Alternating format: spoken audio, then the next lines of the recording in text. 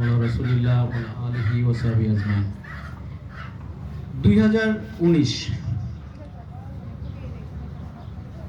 এবং তার আগেও 2018 এই সময়টাতে আসলে চিন্তা ভাবনা চলছিল মাথার মধ্যে কিছু একটা করা দরকার, যেখানে আল্লাহর কাছে যখন যাব প্রশ্ন করা হবে যে তোমরা এতিম মিসকিন ধুলোদূষিত মানুষদের নিয়ে কী কাজ করেছো। তো সেই চিন্তা থেকেই আমি এই অফিসে যাচ্ছি বা অফিস থেকে আসছি, দেখা হয় রাস্তার পাশে পড়ে আছে, ফুটপাতে পড়ে আছে, আইল্যান্ডে পড়ে আছে এই সমস্ত লোক, পুরুষ অথবা মহিলা, অত পাগলামি করতে করতে হেঁটে যাচ্ছে। তখন মনে হতো এরা কারো না কারো ভাই, কারো না কারো বন্ধু, কারো না কারো আত্মীয়, কারো না কারো বাবা ভাই বোন আত্মীয় স্বজন, কোনো না কোনো কারণেই তাদের আজকে এই অবস্থা। তো সেখান থেকেই এরপরে বাসায় আসে হয়তো ফজরের নামাজের পরে বা এশার নামাজের পরে কোরআন তেলাওয়াত করতে গেলে দেখা যেত যে কোরআনের সূরা শুরু হচ্ছে একভাবে আর কোরআনের শেষটা হচ্ছে আরেকভাবে। অর্থাৎ কোরআনের শেষের দিকে এসে আল্লাহ বলছে, তোমরা কি কখনো এতিমদের খোঁজ খবর করেছো? তোমরা কি ধুলোদূষিত মানুষের খোঁজ খবর করেছো? তোমরা আগ বাড়িয়ে জান্নাতের জন্য আগ বাড়িয়ে কি পাঠিয়েছো? আমি এখন কিছু কোরআনের আয়াত জাস্ট বাংলা আপনাদের সামনে পড়ে শোনাবো, যেগুলি আমাকে খুব উদ্বুদ্ধ করেছিল সেই সময়। যেমন আল্লাহ বলছেন, এমন কি আছে যে আল্লাহকে উত্তম কর্য দেবে, তাহলে তিনি তার জন্য বহুগুণে বৃদ্ধি করে দেবেন, তার জন্য রয়েছে সম্মানজনক প্রতিদান। সূরা আল হাদিদ আয়াত 11। আরেকটি আয়াতে বলছেন আল্লাহ তাআলা বলছেন, কে আছে যে আল্লাহকে উত্তম ঋণ দেবে, ফলে তিনি তার জন্য বহুগুণে বাড়িয়ে দেবেন, আর আল্লাহ সংকীর্ণ করেন এবং প্রসারিত করেন, তারই নিকট তোমাদেরকে ফেরানো হবে। সূরা আল বাকারা আয়াত 261।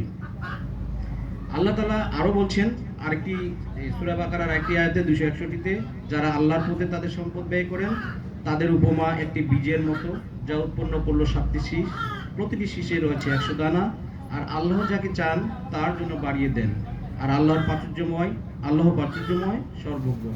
সূরা আল বাকারার আয়াত 261। আল্লাহ আরো বলছেন, এরকম অসংখ্য আয়াত আছে, কিছু আয়াত আমি জাস্ট পড়ছি আমাদের নিজের রিয়েলাইজেশনের জন্য। আল্লাহ তাআলা বলছেন, নিশ্চয়ই দানশীল পুরুষ ও দানশীল নারী যারা আল্লাহকে উত্তম কর্য দেয় তাদের জন্য বহুগুণ বাড়িয়ে দেওয়া হবে এবং তাদের জন্য রয়েছে সম্মানজনক প্রতিদান। সূরা আল হাদিদ আয়াত 18। আল্লাহ তাআলা আরো বলছেন, অতএব তোমরা যথাসাধ্য আল্লাহকে ভয় করো, শ্রবণ করো, আনুগত্য করো, তোমাদের নিজেদের কল্যাণে ব্যয় করো, আর যাদের অন্তরের কার্পণ্য থেকে রক্ষা করা হয় তারাই মূলত সফল কাম। অর্থাৎ কার্পণ্য করাটা একটা যে এই ধর্মীয় দৃষ্টিতে একটা ক্রাইম, এটা কিন্তু আল্লাহ স্পষ্ট করে দিচ্ছেন। যদি তোমরা আল্লাহকে উত্তম ঋণ দাও, তিনি তা তোমাদের জন্য দ্বিগুণ করে দেবেন, তোমাদের ক্ষমা করে দেবেন। আল্লাহ গুণগ্রাহী, পরম অধৈর্যশীল। আরেকটি আয়াতে আল্লাহ বলছেন, আর সালাত কায়েম করো, যাকাত দাও এবং আল্লাহকে উত্তম ঋণ দাও। আল্লাহ কি আসলে ঋণ নেয়?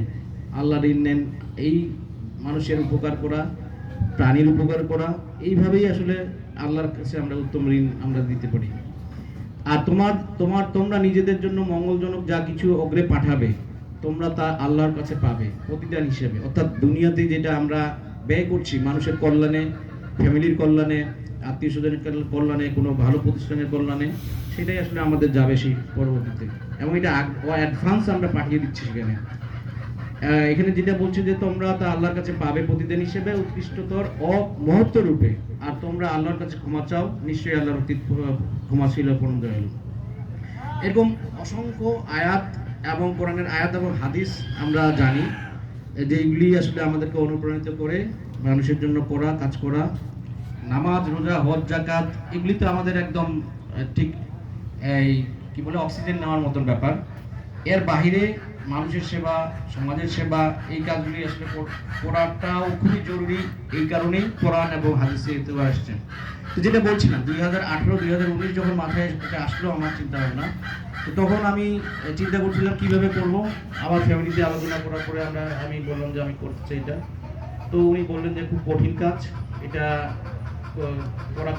করা খুব কঠিন হবে, বাট তোমাকে তো থামানো যাবে না, তুমি যদি শুরু করো তো কোথাও হেল্প লাগলে আমাকে বলবো। আলহামদুলিল্লাহ এখন তো হেল্প লাগে না, বলো উনি করেন আমি হেল্প করি, ব্যাপারটা এরকম হয়ে গেছে।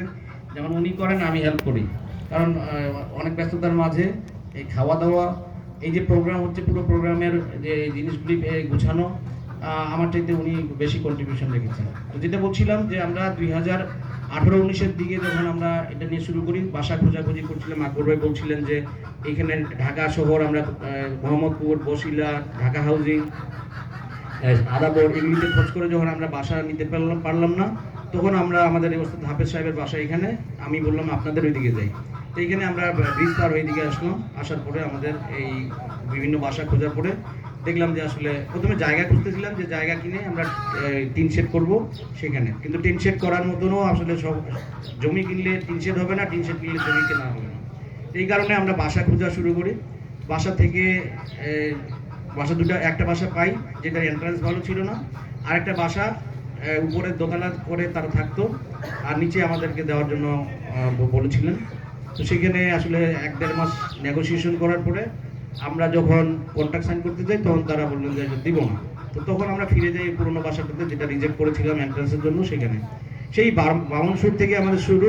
2000 ফেব্রুয়ারির 4 তারিখে আনুষ্ঠানিকভাবে আমরা যাত্রা শুরু করি। আর তারপরেই তো আসলে শুরু হয়ে যায় আপনার করোনা। এই মার্চের 15 তারিখ থেকে আমরা করোনার জন্য অফিস বন্ধ হয়ে যায়। সেই যাত্রা আমরা পরবর্তীতে আমরা যখন বামনসুরে এটা শুরু করি, বামনসুরে শুরু করার পরেও আমরা সব গোছানোর পরে আমরা এলাকাবাসীর ইয়েতে পড়ে যাই। এলাকাবাসীর 3টা ভাগে বিভক্ত হয়ে যায়। এক ভাগ বলে যে আমরা রাজি, কোনো সমস্যা নাই। আরেক ভাগ বলেন যে আমরা রাজি, কিন্তু আরেকজন রাজি না করলে আমরা এটা দিতে পারবো না। তো কেন দিবে না? তারা বলছে যে এখানে হাসপাতাল করতে দিব না। তো এটা গ্রামের মধ্যে একটা হাসপাতাল হতে পারবে না। তো এটা হাসপাতাল না, তাহলে কি? এটা আমরা বললাম যে এটা আসলে আশ্রয় কেন্দ্র।